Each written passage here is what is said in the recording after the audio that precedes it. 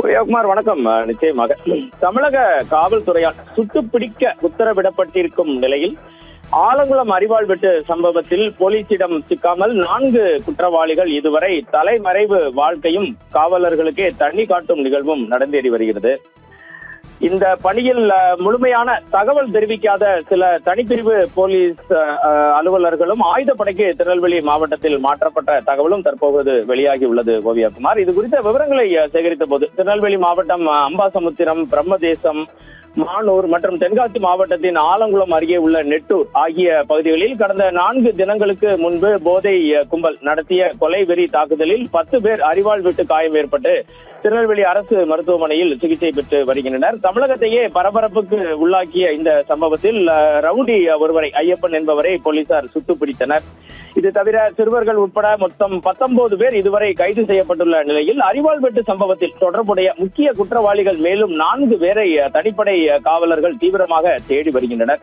சீத்தப்பற்பநல்லூர் காவல் நிலைய எல்லைக்கு உட்பட்ட சிறுக்கன்குறிச்சியை சேர்ந்த 35 வயதான பேச்சிமுத்து, ஆலங்குளம் அருகே உள்ள நெட்டூரை சேர்ந்த 35 வயதான சண்முகநாதன், மேலும் அதே பகுதியைச் சேர்ந்த ராஜா உள்ளிட்ட 4 முக்கிய குற்றவாளிகளையும் 4 தனிப்படை அமைத்து போலீசார் தற்போது தீவிரமாக தேடி வருகின்றனர்.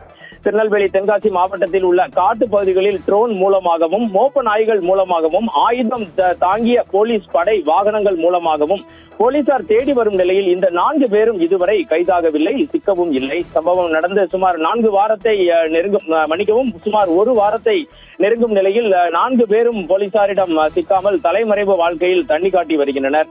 எனவே ஏற்கனவே அரிவாள் வெட்டு சம்பவத்தில் தொடர்புடையவர்களை திருநெல்வேலி சரக காவல்துறை துணைத் தலைவர் டிஐஜி தேஷ்முக் சேகர் சஞ்சய் சுட்டுப்பிடிக்க உத்தரவிட்டுள்ள நிலையில் தனிப்படை போலீசாரும் குற்றவாளிகளை பிடிக்க தீவிரம் காட்டி வருகின்றனர். இதனிடையே இந்த அம்பாசமுத்திரம் பகுதியில் தொடக்க நாளில் மர்ம கும்பல் முகமூடி அணிந்து வந்து பிரம்மதேசத்தில் அரிவாள் வெட்டு சம்பவத்தை நிகழ்த்திய போது அது தொடர்பான தகவல்களை சரியாக தராத தனிப்படை காவலர்களை ஆயுதப்படைக்கு மாற்றம் செய்து திருநெல்வேலி மாவட்ட எஸ்பி பிரசன்னகுமார் உத்தரவிட்டுள்ளார். 2 மாவட்ட எஸ்பிகளும், திருநெல்வேலி மாவட்ட எஸ்பி பிரசன்னகுமார் மற்றும் தென்காசி மாவட்ட எஸ்பி அசோக்குமார் இருவர் தலைமையிலும் இந்த தனிப்படை தீவிரமாக இயங்கி வருகிறது. இதனிடையே மாவட்டத்தில் நடைபெறும் சிறு சட்டம் ஒழுங்கு குறித்த விஷயங்களுக்கும் மிகுந்த முக்கியத்துவம் அளிக்கப்பட்டு எந்த பகுதியிலும் எந்த பிரச்சனையும் ஏற்பட்டு விடாதவாறு நடவடிக்கைகள் மேற்கொண்டு வருவதாக திருநெல்வேலி எஸ்பி டாக்டர் பிரசன்னகுமார் தெரிவிக்கிறார். இதில் சுணக்கம் காட்டும் காவலர்களுடன் உடனுக்குடன் ஆயுதப்படைக்கு மாற்றப்பட்டு வருவது குறிப்பிடத்தக்கது.